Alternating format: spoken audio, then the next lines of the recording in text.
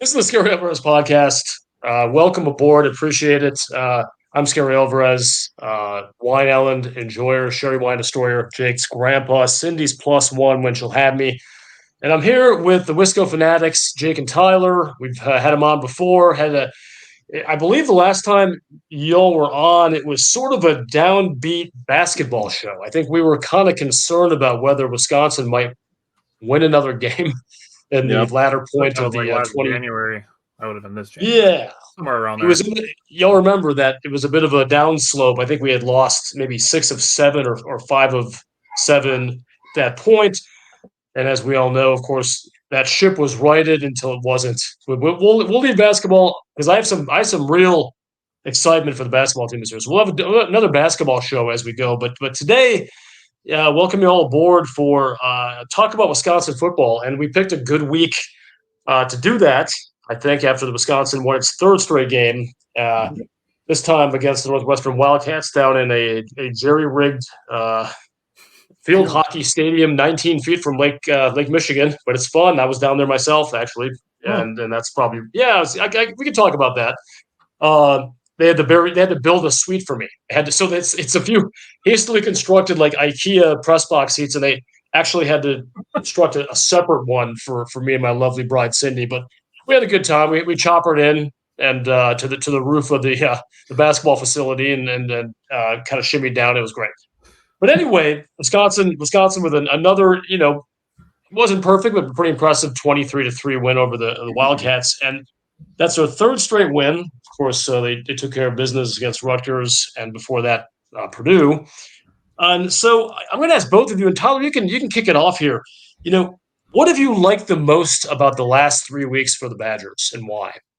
I actually replied to you on one of your posts that you made on X, Twitter, whatever Elon's calling it these days, or whatever people are calling it. I'm calling it whatever the opposite of what he's calling it is. So if he goes back to Twitter, I'm going to go back to X. whatever floats your boat. You my yacht, whatever floats my yacht. Asking how people felt, and I said, if you're outscoring your last 3 opponents 117-16, I can be nothing but happy. Nothing but happy if you're outscoring your last 3 opponents by 101 points. I do not care who it is. Scary, I don't know if you've watched our most recent episode, but I like when people are talking about the Purdue and Rutgers games and people are like, oh, it's just Purdue and Rutgers. It's like, I don't care if they're playing the Alabama school for the deaf. If you're outscoring your opponents that much, I don't care who you're playing. That's outscoring your opponents by 101 points over 3 games is wild. That is wild. I'm pretty sure even if it's the Alabama School of the Deaf, McIntosh is not going to schedule anyone with Alabama in the name again for a future series. Yeah, totally agree there, and that's all well said. Jake, what are your thoughts? I presume it's probably in the same boat as Tyler to some degree.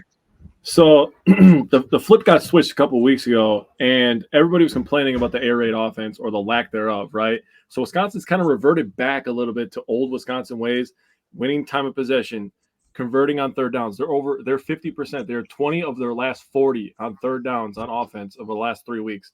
You convert a lot of third downs. You run the ball down people's throat. You control the clock. You're going to win a lot of football games, and the defense is playing much better too because they're more fresh.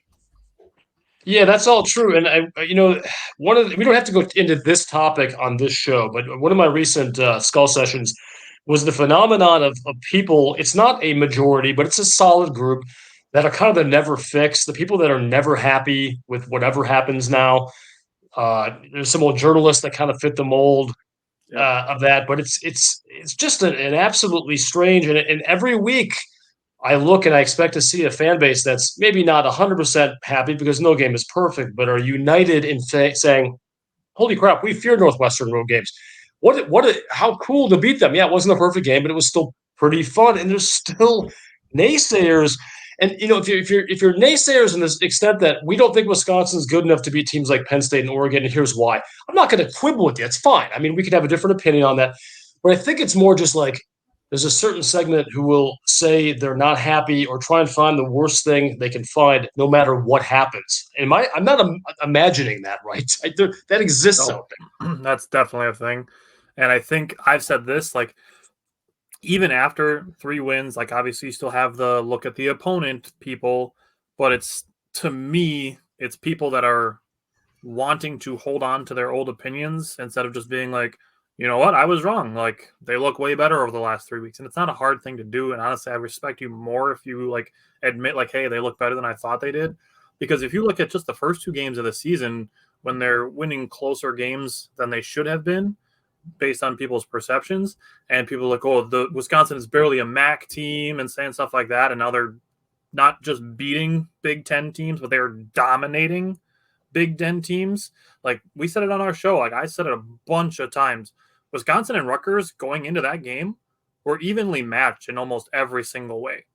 And even the spread reflected that when Rutgers was favored by 2.5, which you get for being the home team. So even Vegas viewed that as like an even matchup. They were even basically everywhere across the board, offensively and defensively. And Wisconsin dominated that game. Like, I can't overstate how crazy it is to only allow 16 points in 3 games. It is against anyone, especially since, for example, and Jake and Tyler, you guys know this, Illinois is considered a pretty stout defensive team. The week after we played Purdue, they gave up, I believe it was 49 points to the Boilermakers. That's correct. That's the same Boilermakers. I know they made a switch at quarterback for a portion of that game, but it's still the same team, the same troubled Ryan Walters squad that is, I think, that maybe a hair's breadth away from firing them. But somehow this team that is now, I believe, just beat Michigan, and I think Illinois is in the top 20 now, they probably should have lost that game. Illinois came back at the end and hit that field goal after, and so you can't totally throw Purdue in the hamper as far as the quality of win, and not just taking the score into account. And Rutgers almost beat Nebraska, although how good is Nebraska now? We're not totally sure. But it just goes to show, week from week, and of course, Northwestern eviscerated Maryland, the team that just beat USC the week before they played us. So it's just week to week, and you're never going to know what you're going to get. But I think, and Jake, I'll let you chime in here because you probably noticed this as well. It shouldn't take as much space in my head as it does. And not everyone has to be happy. But I tell you what, plenty of people who are pro-fickle and maybe still are, maybe they're not, I don't know. Those people seem to have no trouble saying, I might have been wrong about him. I'm a little bit wait and see here. But for some reason, the anti-fickle people from the beginning, whether they're pro, Leonard, pro Christ, just rabble-rousers, they can't bend. I don't know why that is. I'm not sure what's going to take is it going to take beating, number 3 Penn State this week? Is it going to take taking Oregon to the fourth quarter in a couple of weeks? I don't know. And it shouldn't matter. But it does matter because I notice things, and I want fans to be happy. Ultimately, I said that on my podcast. Why can't these people be happy? What do you think? What's going on there psychologically? I put it in Hannibal Lecter. I know that you're a psychiatrist or something. Put your. I guess that's maybe not the greatest psychiatrist I could think of, but put your analysis hat on there. Yeah. If I could be real for a second, I think personally they probably have things going on in real life, and they're looking for a way to vent about things that they're mad about, and they use sports when really sports is a form of entertainment. It's supposed to be an escape from that kind of stuff, right? Like, everybody has stuff going on. I mean, I have stuff going on. I'm sure Tyler has stuff going on. I'm sure you have stuff going on, even though you're the GOAT. But the bad crop of sherry. The grapes weren't looking so sweet over there in Spain. But I'm not going to complain about that. I have $6.8 billion. So right. I don't have that blessing in my life. But I go into the game and I watch football, and I see the red W on the white helmet, and I'm like, hell yeah, I'm in, And you named former coaches for the Badgers. You named Leonard. You named Chris. You named the current head coach for the Badgers. And the one thing they have in common is the Wisconsin Badgers. At the end of the day, you're a Wisconsin Badgers fan. You cheer for them to win. You cheer for them even when they lose. You can have a different way to cheer for them when they do lose. You don't have to kick people when they're down or say they suck or this or they're a MAC team, like Tyler said. I've seen plenty of comments. I'm not even going to name some of the comments I said because I was just like, I'm just blocking you because I don't have time for the stupidity, right? If you're not happy after these last 3 weeks, you have problems. And please go get help. I'm being serious a little bit. Go get help, because if you're not happy about outscoring your opponents by over 100 points, there's a problem there, and it's deeper than football. I think that is spot on. I mean, I do. I do believe that some of these people are fairly normal as we consider the word and are just football fans and are but I do think kind of as an overarching principle, it is people who are maybe a little bit predisposed to not wanting to be happy or to shuttle their frustrations into something else. They're not Uh, get their hopes up. Pardon me? Not wanting to get their hopes up. That's a good one. Yeah, I mean, there could be more than one, and that's actually I have a little bit of sympathy for that because anyone who's been a fan, not just the Badgers, but any sport, you've been hurt probably more times than you've had unbridled joy. It's just the way it is. Even if you have a winning team and a winning program, I feel like the losses hurt more sometimes than the wins feel good, and that's so unfair. But that's just kind of the way we are as fans. But again, I don't need to carry that cross, so to speak. But I want to see people be happy. I do. I mean, and after that game, I go on Twitter. There's people complaining about the Northwestern game. I just don't understand it, guys. I don't know what it's going to take. And maybe it is beating Penn State, no matter how it is. If you grind it out and you win 13-10 or something, people being happy about that, but they'll still be like, oh, only 13 points. How's that air raid going? I can see it. But anyway, let's move on. I'm not going to get. That's just a phenomenon that I've really noticed this season, more so this season than other seasons, and maybe it's just an unrepresentative sample. So, again, as I'm talking about negativity, I'm going to go slightly negative for this question, not because I think it's not we shouldn't feel good about the last 3 weeks and about the future, but just because we want to be balanced here in the sense of how can the Badgers get better. Jake, I'll start with you on this one. I'll call it a red flag, but it doesn't have to be a red flag in the sense of give me an area of Wisconsin's team at any level that's a little bit soft right now and you think could use a boost in order to win big games. I feel like I'm nitpicking because they have gotten better since the beginning of the season. But if we want to be a top team and we want to compete for titles, you have to have two things. One, you have to be able to throw the ball. We're inconsistent with throwing the ball. We have our backup quarterback in, so I'm not going to nitpick on that. But rush defense. We used to be so damn good at rush defense, and we gave up 4 yards per carry last week versus Northwestern when they really couldn't pass the ball. So to me, that might be a little bit of a red flag. But again, I said I'm nitpicking. So, I mean, 31 carries, they had like 130 yards or 125 or something like that in that range. And they average over 4 yards per carry. So if that was the one area I was looking at, that would be it. I mean, other than that, I mean, special teams has been good. I understand that we had a field goal block this last week, but we also blocked the field goal. So we have a running joke on our show. Might not be a joke anymore, but we say Atticus is the team MVP this year because he's absolutely been phenomenal. Bunch of big time punts inside the 20, flipping the field, allowing our defense to have a full field to work with. The O-line has improved a lot this year. Wide receivers might be another one, but that kind of goes with passing game. But if I had to pick one, I know I'm rambling on. I just started thinking and everything just started rolling. I would say rush defense.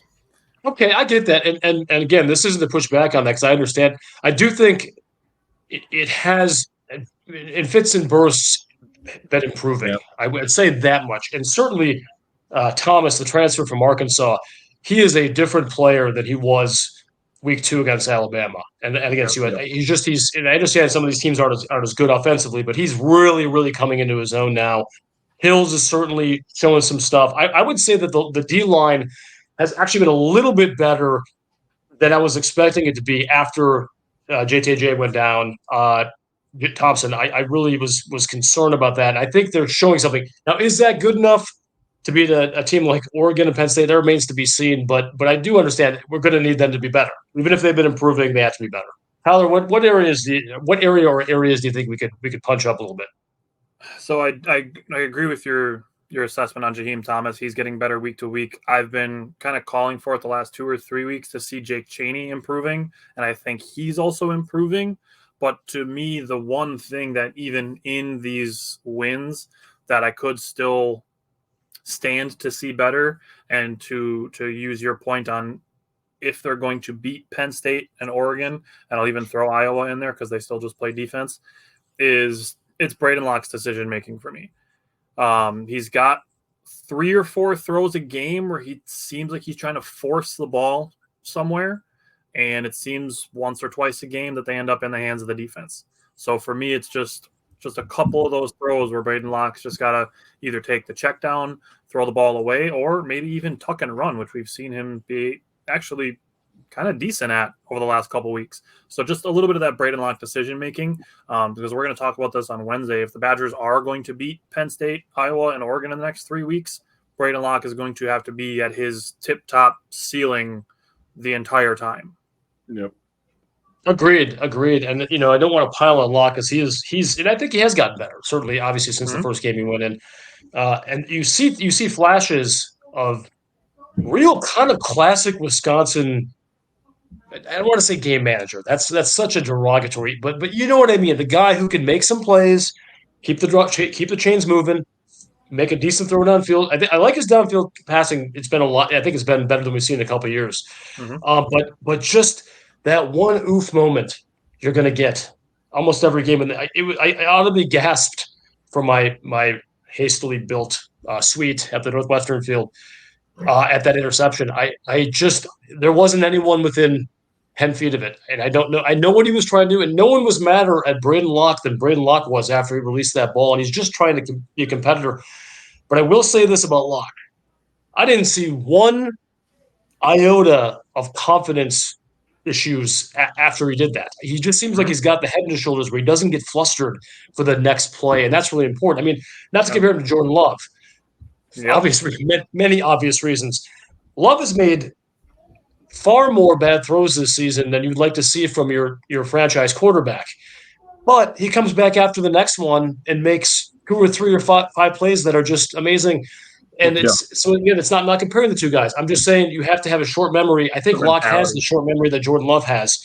And I'm hoping he can make that jump, guys. He's not going to be a super – he's not going to be the kid that Miami got from Washington State, Cam Ward. He's not that caliber of player. But he has – just think he has some intangible – he's not cocky, but he has a confidence that I really like to see in my quarterback. And it wouldn't shock me if he has a little bit more in the tank as far as playing at a higher level as he goes on here. I don't think there's any scenario where he doesn't come in next season unless he transfers. And he's going to expect to win that starting job no matter what we do, whether it's Matoyer, whether it's someone in the portal again. Who knows how that's going to go if Tyler Van Dyke. That comes back, or maybe someone else. Maybe they'll have the big, who maybe Nick Evers wants to come back. Who knows? Let's just get everyone back and then look at the crew in there, put it in a blender and shake it up. But Locke's going to come in there thinking he's the guy. There's just no question, and I do love that about him. Yeah, he's a gamer. That's how I would explain him. Is you said the talent level of a Cam Ward, and that's absolutely true. Cam Ward is a stud, college stud. I don't know if he's going to be a stud in the NFL, but in terms of talent, yeah, he's nowhere near that guy. But in terms of a leader, he's a great leader, I think. I think he's a vocal leader. And like I said before, I would call him a gamer, dude. He when it's game day, he's locked in at all times. And that's what I love about him, too. Locked in. I love it. Unintentional, what's that called? Simile? What is that? Yeah. So let's do this. We're gonna go through these 3 games, the next 3 games, because you break a season up into games. But I do think there's something about these next 3 games. Not that Nebraska on the road is not going to be tricky, and not that the Flux coming into Madison, that game is usually pretty competitive. Yeah. I'm not worried about it though, frankly. I think we're gonna roll that team out of Madison in a gurney. But let's go game by game. Tyler, we'll stay with you. And it's not. I mean, you can make a prediction if you want, but what are you expecting to see this Saturday night with Penn State? I want to compete, honestly. I mean, you look at the USC game, and it was a tale of 2 halves, and you look at it, and it's like the Badgers, they could have beat USC, which is not something they probably should have. Yeah, and it's not something that going into that game that anybody, positive or negative, was expecting, that they could beat USC, especially being up 21-0 at one point. So looking at that, that's the version of the Badgers we need. We need that first half version of Badgers football against USC, and it has to translate. Like I said with Braden Locke, he has to be at the peak of his ceiling to beat Penn State. But it's going to be all 4 quarters, and it's going to be competing, and something that Matt LaFleur says about the Packers all the time, but complimentary football. It's to beat a top 5 team, you need to be at your best in every phase for all 4 quarters. So that's what I'm going to be looking for, is how close they can play to their ceiling. And let's hear a prediction, since there's no reason for me not to ask you that. It's fun. Oh, And I'm now, getting Jake, a little early this week. You got to think of a prediction now. Is you get Tyler to get to go here first, but yeah, what's your prediction for Saturday night? We do 2 score predictions every week. We do one from the head and one from the heart. We do a more analytical one, and then we do a more, ideal / optimistic one. So for me, the scores that I'm going to have on our Wednesday show this week, I have 27-16 Penn State from the head. Ooh. And 27-24 Wisconsin from the heart. Okay, love it. Jake, how do you see this game? And then after you're done with that, give me your predictions. I From the always head write and down from the heart. everybody's score. So I keep a track of everybody's score. We do a Packer shows. We have 4 people on for those. I write down everybody's score for that. And then we have myself, Tyler, and Mike on for the Badger show. So I write down everybody's score, and I kind of keep track to see who's the smartest, even though we're all pretty smart, I think. Oh, yeah. So in terms of Penn State, I watched quite a few Penn State games. They've gotten pretty creative with how they use a guy, Tyler Warren. He's a tight end for them. That game, they actually played USC a couple weeks ago. They had an insane play where he started out as a quarterback, then he ended up snapping the ball, and then he absolutely caught a crazy pass over the safety 40 yards on the field. And I'm like, I don't know what just happened, but that was insane. But they put him in a lot of positions: quarterback, running back, wide receiver, slot. They put him at tight end. They put him everywhere, all over the field. He's going to be a big key, right? Our linebackers are going to have to be ready. I think Hunter Wohler is going to be a big key on him. He's a big kid, physical, and he's also a gamer. He's competitive too. And Tyler Warren's looked at as the best tight end in the country right now. Yeah, he's good. The Badgers, they have to start fast. The first 2 weeks, we were talking about a 3-game stretch where they're on the 3-game win streak. The first 2 weeks against Purdue and Rutgers, they started very fast in the first half. They punched them right in the mouth, and then they just kept the foot on the gas, right, as the entire game went on. They didn't start fast versus Northwestern last week, and I felt like that kind of trickled down through the entire game, where they were kind of scratching and clawing to make everything happen. And that's not to say that it's a good thing to win games like that. But those Northwestern games, especially on the road, and you alluded to it early, those are scary games for us Badgers fans. Badgers fans who've been watching for 20 years and watched us lose a ton of games that we should not have lost to Northwestern. We've been held out of Rose Bowls because of losses to them, right? Yeah. But in terms of this Penn State game, Penn State's an amazing defense. I don't think their offense is very good. I think they're creative. I think Tyler Warren is absolutely a problem. I think Drew Aller is a little bit overrated in my opinion. But let's guard Tyler Warren and let's score more than 15 points because that's what their defense is averaging. Yeah, I think scoring more than 15 points would behoove the Badgers quite nicely. Give me a score prediction. So my one from the head, I have 10-9. The Badgers losing. I'm sorry. Thanks. I'm sorry. I think the Badgers defense can compete with this offense. And then from the heart, I have 16-13 Badgers winning. Okay. So you have a game that's kind of similar to the game we had them in 2021. Yeah. Except we didn't quite. Week, yeah. That was a winnable game. I think Penn State might be a little better than that Penn State team. I think this Badger team might be better than that Badger team, in my opinion. Yeah, it's possible. It's possible. Okay, my heart and my head are the same thing because you're describing normal human emotion, and I don't do that. I'm just a stone cold killer. So I'm the Don, my friend. You can't be worrying too much about the heart stuff. Other than the heart of my life, Cindy. I'm gonna go Wisconsin 26-23. Ooh. I'm pulling the upset. I'm in. I'm not pulling it, but I'm predicting the upset. I don't have what one might objectively call the greatest track record of calling upsets on this podcast. I don't want to get too deep into that. One involved an Ohio State game last year, and one involved a Illinois basketball game this past season. But both were actually pretty competitive games and pretty close. So I'm not concerned I'm getting bad mojo, but I do think Wisconsin can do this. How they're going to do it, they're just going to have to be tough. They're going to have to go and I think the offensive line sets the tone here too, and they've been quietly very good this season. Blazik is doing his thing, man. Yeah, good call. This is back to being. Is it an elite Badger line as we've seen the last 30 years? I don't know if it's an elite Badger line, but it is a tougher, assignment-oriented, downhill blocking kind of Badger line that I really like. I like the kind of this line's jib. They got to go in there and show Penn State they're gonna fight from the first series, no 3-and-out crap and punting on 4th and 8. Again, I'm not saying we're going to be tough guys and just like Paul Christwanov and run the ball 3. That's not what I mean. I don't know whose voice that was. I guess that's like sad Badger fan 0794436 on Twitter who's talking shit to me, but or Tom Oates. But I feel like we just got to go in there and set the tone, and then the other stuff will take care of itself. I mean, yes, Locke has to be locked in. I'm quoting someone. Jake, you said that only locked in. I'm sure we're not the first. Be tough. Hit the holes when the holes are there. Catch the ball when it's a 50-50 ball. Not have stupid penalties. Avoid the turnovers. It's the basic stuff you like to check off. But if they do that and they play hard and that crowd is into it, that crowd will be there. It's going to be a solid crowd. It's a night game. It's probably going to be like 75 freaking degrees. I don't know how that. I haven't seen the temperature. But I mean, God, this weather's been incredible. Yeah. I think Wisconsin can do this. It's not a foregone conclusion, but I do think they can. So again, 26-23 from the head, from the heart. Wisconsin Badgers over the Penn State Nittany Lions for our first win over Penn State in a long GD time. I'm trying to think that was 2013, maybe the last time we beat them. Yeah, that's a good question, actually. I could look that up. Google. I use Bing. So anyway, we're going to get you guys out here in a couple minutes. I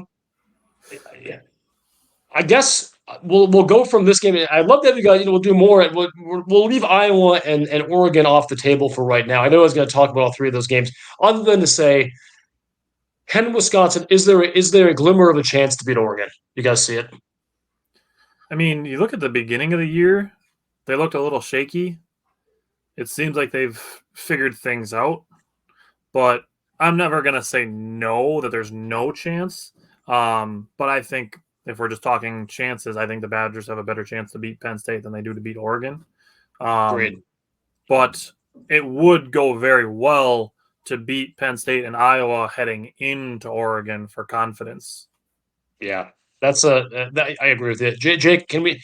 I'm not telling you to tell me from the head or heart or anything, but do you see a scenario within the realm of reason where Dylan Gabriel can bring his Ducks into Madison? Maybe it's a cold day, maybe it's windy. These things could be a college game day presence there, and find a way to knock them off. If they beat Penn State and Iowa, the Badgers will be ranked in the top 20, and it will be a college game day setting. I think that there is a very small chance. Even in that scenario, dude, Oregon is good this year. Dylan Gabriel is accurate as hell. That guy can sling the rock, man. Yeah, he's probably number 1 pick. He's tough, man. Zone defense, man defense. And I know that we have better athletes on the outside, but I don't know if we have better athletes like Oregon has better athletes.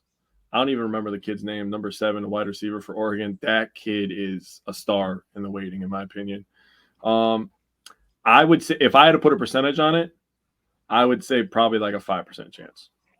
Yeah, they're good in some of the areas where we can't afford teams to be that good at. I feel like, honestly, I mean, there's other very talented teams, but I do think it's Georgia and Oregon are the 2 teams I'd least like to play right now in college football. I mean, Ohio State is a hell of a team, and Ohio State would be a incredibly tough out. If you're asking me, would I rather play Ohio State or Oregon? I'd rather play Ohio State.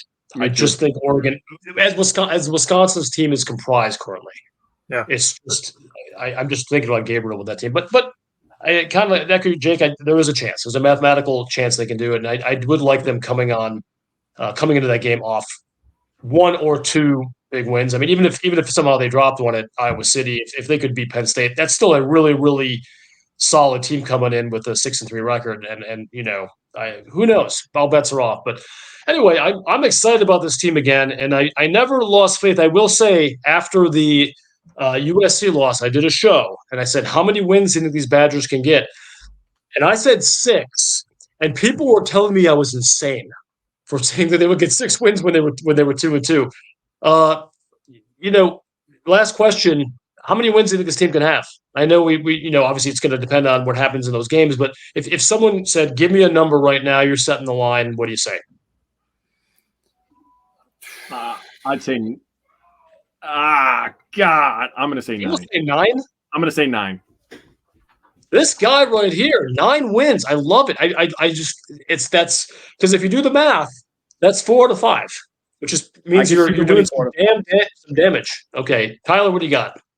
I can definitely see 8 for sure, with a possibility for 9. And it really just comes down to Penn State. I think after the Penn State game, I think they win 3 out of 4 at Iowa versus Oregon, at Nebraska and Minnesota.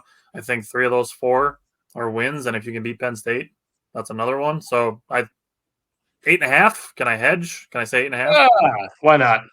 Yeah, that's cheating. That's cheating. I'm setting the over under at 8.5. You take the over or the under. If Wisconsin ends up with either 8 or 9 wins, I promise I'm going to be happy enough where I'm not going to give you a hard time about saying 8.5. I think that'd be awesome. Let me be Vegas. The over under. Yeah, I'd probably put them at 7 now, but I do see scenarios where they could get an 8th or 9th win. It's possible. I just don't want to. I don't want to drink too much of the Kool-Aid here, but man, I am very happy about what I've seen recently, and as I said, I've already called the Penn State win, so I'm really excited for this Saturday. And guys, thanks so much for jumping on. Really appreciate it. And Tyler, Jake, for those who don't know, these guys dabble in all kinds of different sports. It's not just Wisconsin football. What do you guys want to give a quick promo for your show? Go ahead, buddy. Yeah, we do Badgers football and basketball. Scary, we'll have to have you on. We're going to be planning our Badger basketball primer soon. We'll have to have you join us for that. We also do Packers and Bucks and Brewers. So Tuesday nights, 8 o'clock, we are live to talk about the Packers. They get their own show because they're the big draw as far as Wisconsin is concerned. But then Wednesdays at 4 o'clock, we talk Badgers football and basketball, the Bucks and the Brewers. So all the main Wisconsin sports, and the further along we can get to potentially making our show our full-time careers, the more we can add and the more we can talk about. So love it. We'll keep doing the great work you guys do. I really appreciate it. And again, it's not like you're optimistic, like just to be optimistic. I mean, you guys have a good perspective. You back it up with facts. You don't get too high or too low. And I love to see that. That's why I love having you guys on. But man, I'm more. Last thing you mentioned the Bucks. I'm starting to be concerned that I might be more physically fit than Chris Middleton right now. So it might be too soon. But I think that team. I like their offseason acquisitions. We can do a Buck show at some point. But I really like that those low key free agent picks, including the kid from Toronto. I think that's going to be a good Bucks team this year if they stay healthy. All right, guys. Well, hey, let's get those Penn State Nittany Lions, and I'm Wisconsin. Absolutely, I'm Wisconsin for sure. Dubs up.